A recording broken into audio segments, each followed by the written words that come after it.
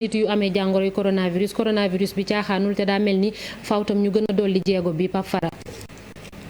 loolu mooy firndeel na rek naata feebar bi mu ngi ci biir dëkk bi ndax lu koy firndeel suñu yokkee test bi rek tey jege nañu presque juróomi téeméer gis nga dañuy dem ba ci fanweeri cas kon nag test massif boobu ñuy wax faaw ñu def ko bu ko defee wàllante bi ñu teel koo mën a dagg ndax cas communautaire yi ñoo ko waral jamono ji xam nga cas importé amatul képp koo xam ne am na fi cas rek ñu naan cas contact suivi cas communautaire bi moo ko wàll mais cas communautaire bi kenn xamul kan moo ko wàll te loolu mooy danger bi ci ñaari fan rek ñu am lu toll ak juróom benn fukk ak juróom te léegi cas communautaire yi dem nañ ba jege juróom fukk ndax daanaka ñu ngi ci 47 jàpp 48 cas communautaire ñooñu kenn xamul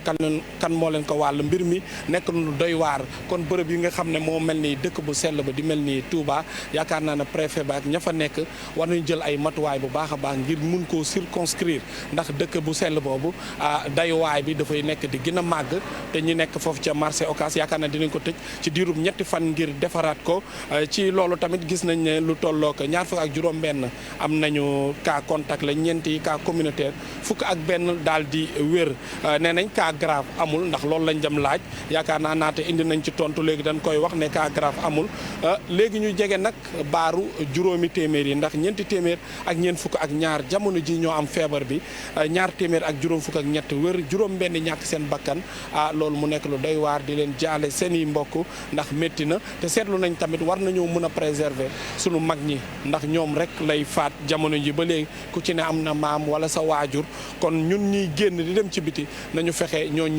ñu préserver leen leneen li ñu mën a jàpp naata fa léegi nag ñu yeggati ñaari téeméer yoo xam ne ñu ngi leen di faj ndax téeméer ak juróom-ñett fukk ak ñaar ñu ngi sous traitement jamono ji nekk na loo xam ne lu doy waar la masque bi am na ci solo ndax gémmiñ nga mën a wàllee nit wala luy génnee sa bakkan tamit suy dugg ci yow ci gémmiñ lay duggee wala ci bakkan wala ciy bët kon ñëpp nañuy sol masque démb gis nañ ñi nga xam ne noonu lañ ko waree solo mu nekk lu am solo loolu nag la ñu mën a indi ni ki tey jii dinañ dem nag ci xam-xam màcc ci wàllu woowu xool naka lay cas communautaire yi di mel ak tamit ñu gën a accentuer nan la ñu mën a xeexee yi les cas communautaire naata yaakaar naa loolu moo fi gën a fës ni ki tey ci makkaanu ministère bi yor wàllu wér-gu-yaram ni ki suba incha allah dinañ dellu si waaye laataa loolu point corona ak Ablaye Cissé miroir Covid 19 maam Biram di ko coordonné ñu ànd ceeg Fatou Dieng ci guddi fii tey ak Youssou Ndour lépp rek ngir daan coronavirus. incha allah Pape Fara ñi nga 19h30 tam di nga dellu si waat ci reportage bu soobee yàlla dañuy dem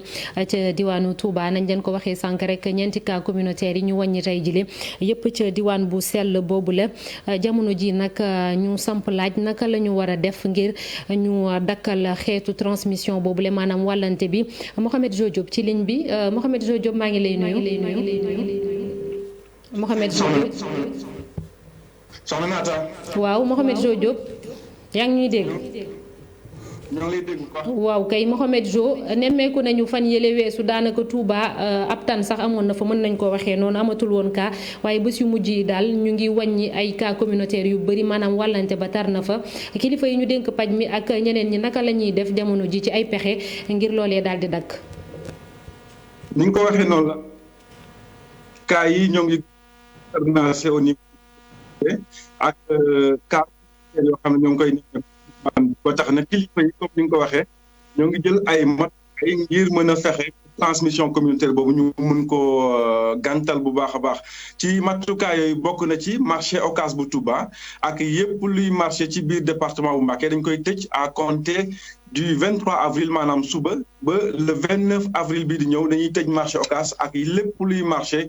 ci biir département bu Mbacké li tax ñuy tëj marché boobu nag di ko désinfecté bokk na ci li nga xam ne moom lañ nemmee ko au niveau du marché Ocass mooy lépp luy transmission communautaire ci biir diwaan bi li ci ëpp foofu lay jógee di bërëb bu jënd ak njaay bu am solo boobu nga xam ne moo nekk ci diwaan bi bokk na ci également li nga xam ne kilifa yi jël nañ ko moom mooy fexe ba lépp luy transport en commun diggante Touba ak Mbacké naam mu ngi wéy ba léegi mais ñu fexe ba lépp luy transport en commun ñu wàññi nombre de passagers yi nga xam ne ñoom ñoo ngi koy jël Mbacké Touba yi dafa xat ba tax na lépp luy transport bi ci diwaan bi di charrette yeeg yooyu dañuy fexe wàññi li nga xam ne mooy limu ñu doon jël waaye également généralisation port de masque ni ki démb police ak gendarmerie ñoo ngi doon def ay jéego yu am solo ci askan wi nga xam ne soluñu masque ñu fexe di leen yóbbu fi nga xam ne moom mooy seen brigade yi ak commissariat yi ngir ñoom ñu mën a sàmmonteeg li nga xam ne moom mooy solu masque bi loolu daal ak lépp li nga xam ne yeneen matukaay yu ñu jël au plan médical bokk na ci li nga xam ne moom mooy plan de riposte bi waaye daal askan wi ci diwaan bu Touba ak Mbacké am na ci ñoo xam ne ba léegi ñoom jàpp nañ ne feebar bi ba léegi amul ba tax na matukaay yi ñu war a jël dëgg-dëgg soxna naata jëluñ ko bu baax a baax. jërëjëf sant ko gërëm ko bu baax a baax Mouhamed Jo Diop di suñu ndaw la ñu toogal foofu ca Touba Mbacké ca Ziguinchor nag am na benn waay bu amoon jàngoro yu coronavirus biti réew la bàyyeekoo woon sax ba ñu ne woon dafa tane ba mu dellu këram waaye jamono ji dafa rechuté maanaam jàngoro bi dafa nekkaat ci yaramam loolee la ñu suñu ndaw li ñu toogal foofu lee xamal ba ñu yóbbuwaat ko ca centre de traitement bu hôpital régional bi nekk foofu ca Ziguinchor ñi nga xam ne nag ñoo nekk ci hôpitaux yi muy fajkat yi ñoom it affaire bi jàngoro bi mi ngi leen di sonal bu baax a baax bu ñu sukkandikoo ci secrétaire général bu SAMES di syndicat autonome bu médecin yu Sénégal moom Amadou Yéri Camara ne am na ñu virus bi infecté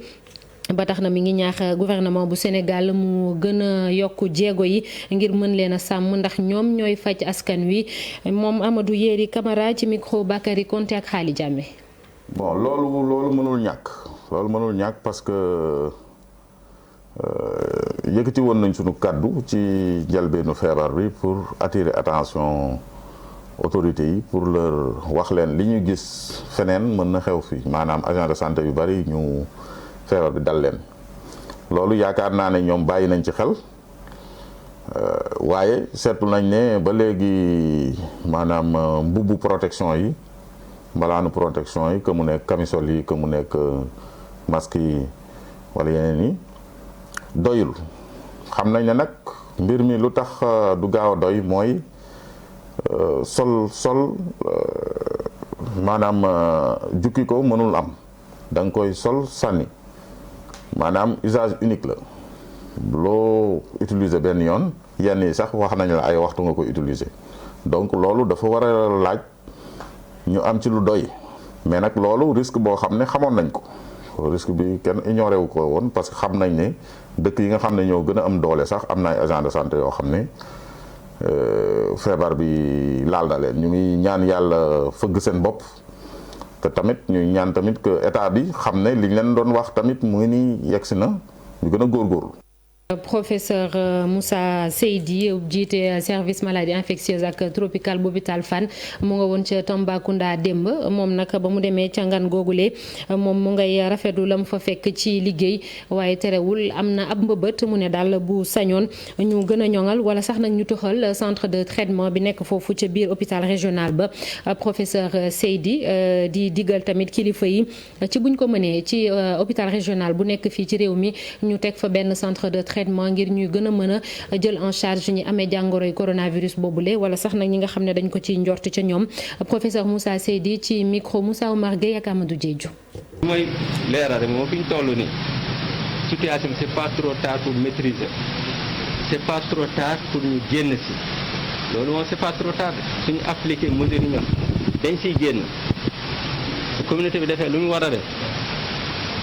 ñun ñu def lu ñu war a def situation bi dañ ci génn incha allah lu ñu mën a jàpp mooy man sama xel dal na bi ma visité Tambacounda parce que structure bi baax na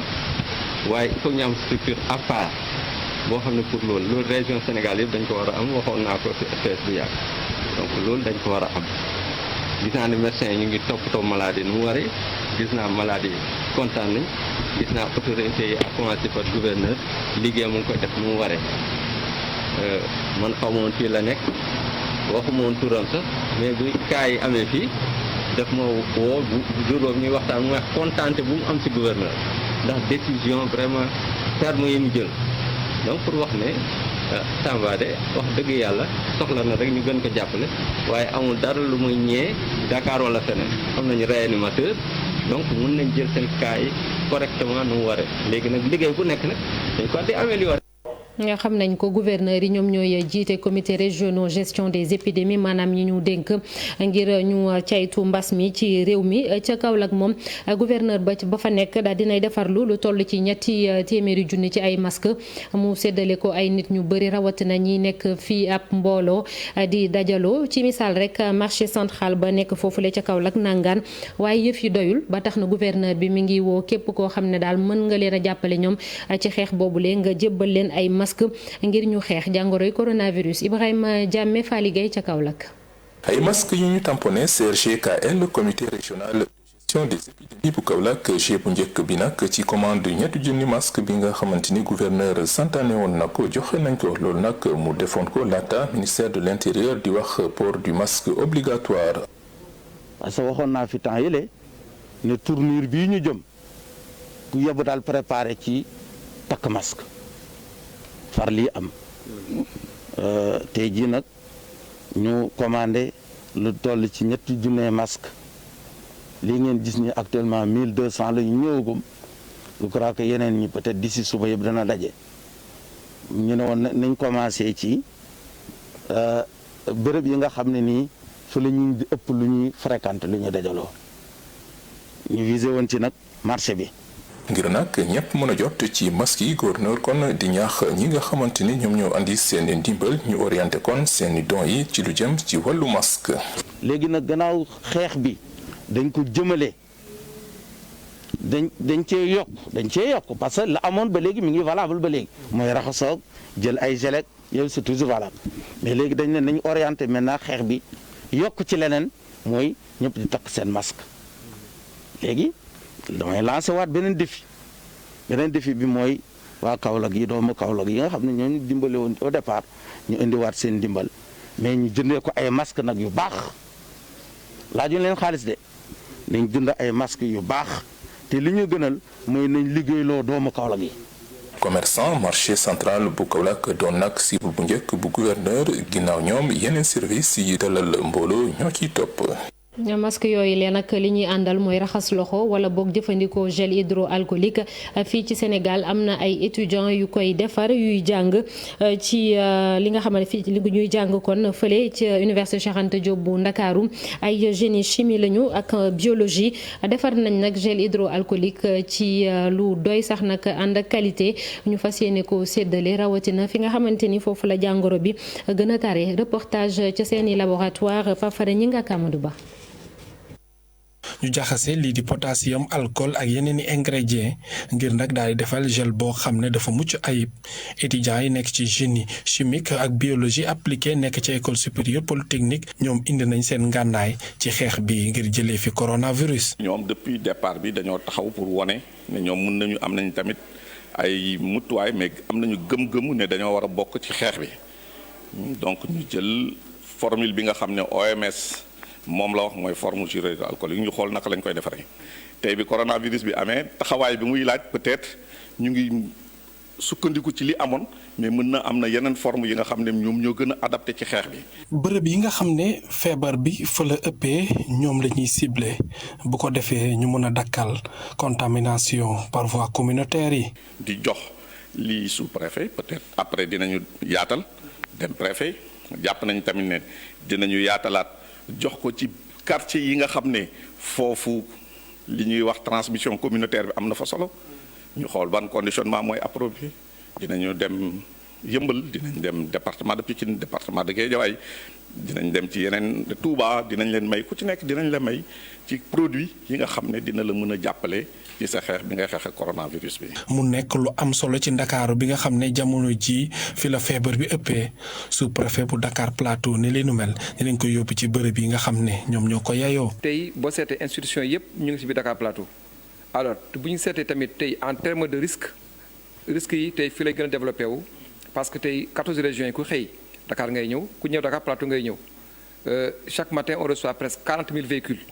yoo xamante ne dañuy jógee ci régions yi ñëw fii 3 millions de Sénégalais yu jógee ci régions yi ak banlieue bi ñëw Plateau bu ci boolee juróom-ñeenti marché yi yoo xamante ne bu ci nekk chaque jour dina am presque 1 million de personnes dafay tax risque bi day élevé. lu toll ci junni ak juróomi téeméer ci ay bouteilles yoo xam ne gel hydroalcoolique moom la ñu defar am na ci yoo xam ne yu juróomi litre la yenn yu ndaw li nu mel étudiants yi neen dañ koo def ngir mën a dugal seen loxo ci xeex jàngoro ji du coronavirus. jërëjëf Pape Fara Gningue lu ëpp benn weer a ngi nii ak jàngoroy coronavirus élèves yi dematuñu ci école yi ci biir kër yi la ñuy toog am na ñoo xam ne sax daanaka génnatuñu ba tax waajur yi faaw ñu wut ay pexe ngir occuper xale yooyu le xool lu ñuy def moo xam exercice la wala yeneen i mbir sunu correspondant yi nekk fële ca Ndar samp nañu laaj boobule jagleel ko benn psychologue ak clinicienne mu indi ci ay tontu Barbara Poten lay wuyoo reportage Ousseynou Diop Habib Seck. lépp benn weer a ngi ni le ñu nekk ci lii di couvre-feu ak li nga xamante ni mooy confinement bi ñu nemmeeku ci biir kër yi loolee nag moo tax xale yi ñoom dematuñ ci l'école bi tout tànk yi ci biir kër yi loolee nan la leen di def sunu psychologue bi lee di ci yëy yàbbi jàpp ni xale yi ñoom ñu ci bare loolee du leen def lenn. duñu am stress comme que duñu comprendre gravité bi ak situation bi dañu yëg am na benn problème mais duñu xam exactement lan la et moo tax dañu gën gaaw a adapté quoi. xale yi dañu am faculté d'adaptation par rapport ak mag yi. bu fekkee ni xale yi seeni xel loolee du ko jaxasee moom sax ma ngay gën a yëkkati kàddu jëmale ko ci waajur yi mu ne nag dañ leen war a gën a jàppale di leen di jox ay jouets. ba lii seen xel du ci dem. souvent solution bu gën a yomb bi mooy dañu teg xale yi ci biir kër gi et dañu dañu seetaan télé mais parfois mën ngeen joxe tuuti matériel ci xale yi et ñoom comme dañu am créativité dañu am imagination dañu mën a foo ak tuuti. ci ay kàddoom jamono jile nag dafa war a doon jamono joo xamante ni waajur yi dañ ci war profité ngir gën a mën a xam seen doom yi bu baax a baax. ak épidémie bi da ngeen am occasion pour rapprocher ak seen doom ak seen njaboot mën ngeen xamante ak ñoom parce que sinon parfois da ngeen liggéey doo leen am temps pour foo ak ñoom pour waxtaan ak ñoom et loolu mooy seen occasion quoi pour waxtaan jël seen temps ak ñoom. ak lii di Covid 19 bi lu ñu nemmeeku mooy ci Sénégal xale yi jàngeetuñu ñoom nag jamono jile ñu ngi ci biir kër yi ñenn ñi yaakaar nañ ci vacances la ñu ne ñi ciy gën a loru nag mooy waajur yi ndaxte ci biir kër yi dañuy sonn lool ngir mën a téye seen doom yi. mu ngoo ko mu di ay conseil yu waajur yëpp soxla ci jamono ji nga xam ne wàllum confinement la ñuy wax dañuy des ca Ndar ak Covid 19 beeg njeexital yi mu am ci liggéey bi rawatina mbayum soble bi foofule ña cay yëngatu daanaka fukki junni ak benn ci tonu soble mu ngi ci seen i yoxo mënuñoo fexe ba gis ku ko jënd ñoom nag am nañu njàqare loolu sax ba ñu ngi woo état bu Sénégal mu jàppale leen bu ko mënee jënd wala sax ci beneen anam it bu mu leen mënee jàppale ba lu metti di ñuy dund daal di jeex El Hadj Niang moom mooy président producteur d'oignon yi nekk foofu ca Ndar ba léegi ci micro Ousseynou Diop ak Habib Seck. actuellement nii mënuma la ni benn prix amul prix ndax ki jël fii kuy taxaw di jënd bariwu fi borom tool yi mooy démerde di jënd ñoo ngi fii diggante li nga xam ne moo ne ci pàkk yi ak li nga xam ne moo nekk ci tëdd nga xam ne ñor na pare ñu war ko nit mi ngi dem na ci bañ ko xaymaa dem na ci 11 000 tonnes mënoo xam nan ngay def kooku dogalu suñu borom la waaye dogalu suñu borom boobu dañuy wane ko rek. pour état xam ni lii mooy yilif réew mi yëpp. mais état kay bu fekkente ne jëlul di son jënd ko jëlul di son jàppale di am nu mu liggéeyanteeg commerçant yi ñu jënd bagage bi ñu jënd ko alal ji génn ñun daa ëllëg yàlla ñoo ngi ñaan yàlla feebar bi jóge ci réew mi waaye bu jógee ci réew mi feebaru xol dina am ak problème dina dara amatul. te ñemeetun sa génn ku demee doon ba gis benn oto bu dama lay sart dama lay yóbbul itam yow da nga kaay yéene doo ñemee dem ndax marché yi doxul. ndax feebar yi nangam ak nangam. dem na ci 11 000 tonnes xam nga kon sunu njaboot yëpp ñu ngi ci liggéey bi ak njaboot ñi jógee Casamance ñi jógee Founou ak Kolda fu waay jógee ñëpp ñëw liggéey. wutali ji diwaanu Touba wax ci liggéeyu université Cheikh Ahmadou Bamba Khadimou Rassoul ba ñu fa door liggéey ba nag mi ngi wëy naam ñu ngi dund ay jafe-jafe ci wàllum wér-gu-yaram mbootaay bi ëmb ay homme d'affaires murid ñoom ñoo demoon foofu lee di xool chantier beeg tolluwaay wi ñu ne nag am nañ ci mbégte ñoom dañ ciy déglu ñaar ca ñoom Mbaye Sarr ak Serigne Ahmed Badawi ci micro Mouhamed Jo Diop ak Talla Samb. wax dëgg yàlla li ma fi gis kawe na sama njort. fu ma woon ni chantier si na fii bâtiment yi waaw chantier yegg si na fi waaye lépp rek dañuy gërëm itam entreprise yi ko yore ndax wax dëgg yàlla amoon nañu tiitaange ci gannaaw ci yeex bi mu yeex waaye nag farlu nañu farlu goo xam ni liggéey bi aw na yoon gaaw na kon du nu man lu sant leen ñoom entreprise yi nga xam ne ñoom lañ ko jox lépp rek ñu ngi ci yoon jublu ndamal Serigne Touba ndamal Mouride yi Serigne Touba am na ndam ba pare. ci turu Cheikh Mouhamadoul Mountakha ñu ngi sant waa Taliatul Mouridiya Serigne Mbaye Sarr di seen jëwriñ Serigne Abdoulahi Jami di seen trésorier ak mboolem ñi nga xam ne ñoo ci bokk li leen wax ne nag kon rek lii daal mooy yoon wi lii mooy doxin wi li ngeen doon jëf de yéen xeeb ngeen ko waaye fii la toll de kon nag nañ feddi laxasaay ndax waa góor boo ko waxee jàmbaar day gën a feddali ak laxasaayam. Sindian ba ca Ziguinchor foofu nag douane daal dinay teg loxo ay tonni marchandise yoo xamante ni kenn mënu koo jëfandikoo ndax dafa bon ci xayma nag mi ngi toll ci 6 millions ci sunuy koppar direction douane bu sud maanaam bët saalumu réew mi dafa xëy rek dem ca commune ba te yëgluwul ànd ak maire ba bu ñu sukkandikoo kon ca maire ba loolee lépp dara baaxu ca Yankoba Sagna lay wuyoo ay kàddoom Boubacar Dias ak Lamine Mandiang ñoo ko taataan. tey chef de service bu douane bu zone sud daf ma woo ne ma ni monsieur le maire damay ñëw sa commune ma ne ko waaw lu xew mu naan ma ni dégg naa ni sa commune daal plaque tournante fraude la mooy maanaam am na ay fraude man mooy ñoo xam ne dañuy dem di jëlee ay marchandises bitim réew dugal ko Sénégal te duñu jaar ci yoon yi nga xam ne yooyu la ñu war a jaar bu ma ko xayma war na toll si lu mat ay 6 millions lu ñu saisir tey si Sindian si ay produits yoo xam ne ku ko lekk mun na la andil ay jafe-jafe si sa wéru yaram loolu man gis naa ko teg naa si sama bët loolu moo tax sa man ma dem nekk seede xam li ñu génnee foofu lan la te bés bi ñu leen convoqué ñooñu ñi nga xam ne ñoom ñooy yëngatu ci loolu nekk waa Sindian di wala nekkuñu waa Sindian mais ñu nekk lu ñu naan ay acteurs économiques yiy yëngatu ci côté boobu jour bu ñu leen convoqué jour boobu man tamit dinaa dem taxaw leen parce que en tant que maire képp koo xam ne mu ngi nekk ci sama commune di yëngatu boo amee jafe-jafe dama lay taxaw ba fu taxaw yem. gendarmerie moom tamit teg na loxo ab marchandise fële ca Bombay ab diwlin boo xamante ni dañ koo sàcc sax mën nañ koo duppee noonu génne ko ca port autonome de Dakar ci lu teguwul ci yoon camion citerne beeg marchandise ba yëpp nag jël nañ ko jébbal ko waa douane ka ko doon dawal ak ka ñu jàpp ni moo wundu loolee lépp teg nañ leen loxo jébbal leen procureur Babacar Diouf Ndongo Ndiaye ca diwaanu Bombay. lu ëpp 20 junniy liitaru dawlin yoo xam ne ni dañ ko génne ci port autonome bu Dakar moom moo wàcc ci Bambey ci Kër Sayer ci guddi alxames jàpp ajjuma bi nu génn mbir mi nag ñu ngi ko indi ci guddi couvre-feu bi camion bi chauffeur bi nga xam ne moom moo ko doon dawal ak ki nga xam ne moo nekkoon ci wetam di yóbbu marchandise mi dañ leen a bett ñuy wàcce li nga xamante ni moo di dawlin bi ci ay bidon. camion citerne bi nga xam ne 1 tonne ak juróom-ñaar lay def dañ ko génne ci port autonome de Dakar te amul benn këyit boo xam ne nii ku ngeen na ko du lettre de voiture du papier boo xam ne nii mën naa wone ne dawlin bi fañ ko jëlee fu leer la. ki nga xam ne moo doon dawal camion bi ak ki nga xam ne moom moo doon convoyeur yi kenn ci ñoom mënut woon a tontu bu leer ci laaj yi nga xam ne gendarme si doon nañ ko teg ci seen kaw looloo tax. élément commandant Gaye bu gendarmerie bu Bambey teg leen loxo ba sax boo moytu dinañ leen présenter procureur fi mu nekk nii nag marchandise mi ak camion bi lépp yóbbu nañ ko fi nga xamante ni moo di douane Diourbel ñoom sax tàmbali nañ ay laaj yoo xam ne nii dafa jëm ci procédure administrative bi ñan ñoo moom dawlin bi nu mu fexee ba mu génn ca port autonome bu Dakar te amul benn këyit mu dekk laaj yoo xam ne nii ba fi ñuy wax ni amaguñ ci tontu. bu ngeen fàttalikoo ci ndorteelu semaine ba la weesu nag ñu ngi leen doon wax benn sàcc bu amoon fële ca Daara Jolof ñu dugg ay samba boy sàcc benn kër sàmmkat foofule ba yóbbu fa koppar gu takku sax nag ak ab oto brigade gendarmerie bu Linguère ànd ak brigade recherche bu Saint-Louis ñoom teg nañu loxo ñaari nit ñu dëkk ca Touba ak Daara ñu jàpp ni ñoo def lu ni mel ndax ña nekkoon ca kër ga ca boppam sax xool nañ leen gis leen nangu ni ñoom ñaar ñooñu la ba ñu defee ay perquisition ca fa ñu dëkk jël nañ fa ay jaas yi ay téléphone portable ak yeneen matériel ñeneen ñu bokk ci groupe Samba Boy yooyu la tamit teg nañ leen loxo fële ca diwaanu Touba ak njàppandalu escadron surveillance ak d'intervention bu nekk ca diwaan boobule ñoom ñëpp ñi ñu jàpp jébbal nañ leen procureur bu Louga tey jile ni ngeen koy gisee ci image yi ñaar ñooñee kon ñoom ñoo defoon song boobule ca Daara ci guddik lundi jàpp mardi semaine bale weesu la woon.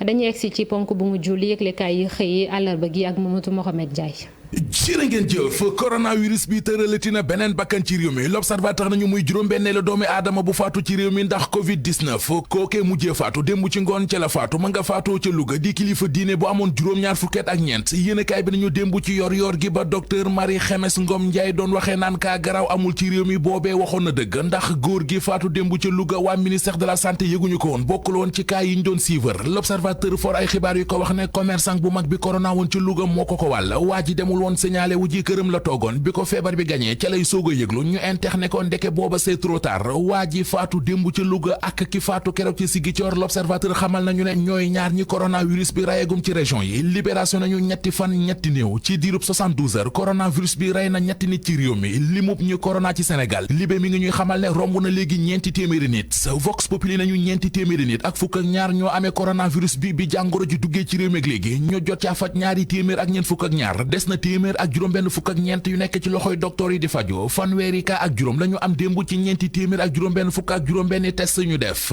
quartier ñaari tali nekk fii ci Ndakaaru journal bi nee nañu cas communautaire am na fa démb diiwaanu Jululu it am na cas contact bu njëkk professeur Moussa Seydi ni ñu ci grand place bu cas corona yi baree ci réew mi faaw ñi fi faatu dañuy yokk enquête dina kay nañu lu nu mel ak it nañu moytoo cas communautaire yi moo waral ay spécialistes yu nekk fii ci réew mi ñoo ngi sàkku ñu yaatal test yi barab yi nga xam ne coronavirus bi dafa bari ñu boole ñëpp defal leen test kenn ci ñoom spécialiste yi di docteur Alioune Blondin Diop ni ñu ci xët mu njëkk enquête dina kay moom li mu gis moo di bépp gox boo xam ne mi ngi ci réew mi ñu nemmee ko fa ñetti cas communautaire jàpp ñeent ñu fexe ba di fa def juróomi test jàpp junni test bés bu nekk docteur Mamadou Niang di beneen spécialiste ne waa enquête dina kay yaatal dépistage gi la ci ñu rek moo di bu ñu ko gaawtoo mën nañoo test ni ne ko dara dalu la fekk mi ngi jàngoro ji baa ñu test ni téye ko fekk dara dalu ko fa dara am journal Source A nee nañu moo di ca Touba juróom-benni cas communautaire yi waa ministère de la santé doon wax démb am na beneenu cas communautaire bu ñëw dolleeku ci si ngoon gi pharmacienne bi doon liggéeyee ci hôpital Matlaboul Fawzeyni bu Touba te corona wàll na corona bi benn collègue am ak ñetti mbokkam ñi seeni mbokk corona ba tax ñu ber leen quarantaine leen confiné leen am na kenn ci ñoom ku xëyee jooyu xol ci l'observateur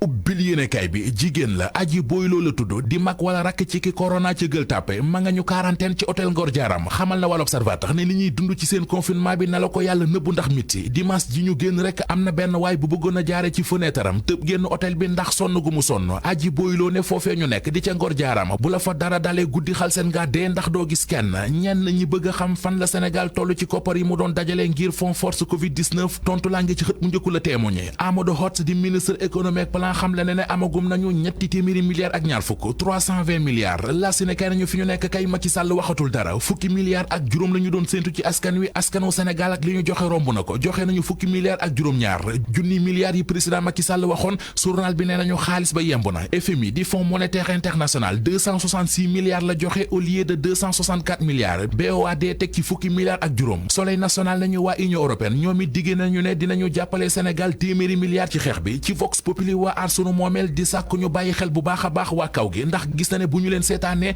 coronavirus bi du leen rey waaye ab xiif moo leen nar a rey ndax muy baykat yi di sàmmkat yi ak ñi daan taaba kenn doxleetul grand place mel ne ku naan ko billaay boo ko waatee doo lakk lu may tëj nañu confinement fa la force ndimbal li ñuy séddale demee boor te dajalul teg ci bu ñu lijjantee loolee bu nuppi journal La Tribune nee nañu wax ci koor gi di ñëw ndax ak fi réew mi toll woore fi du yomb nit ñaa ngi dóor dàqe cas communautaire yi ci réew mi askan wi yoratuñu dërëm ci seeni poos marché yaa ngi ne wëyëng te it ci jamonoy couvre-feu bi ci la ñu war a ndogoo yooyee yépp la journal La Tribune boole tax mu gis ne koorug ren gi fiitu ñépp la yóbbu sant ko sant leen yéen itam ci teewlu bi 19h30 incha allah dinañ fi dellu si yaatal la leen yeneen xibaar di leen ñaanal ngeen yendu ak jàmm mbokk yi jërë ngeen jëf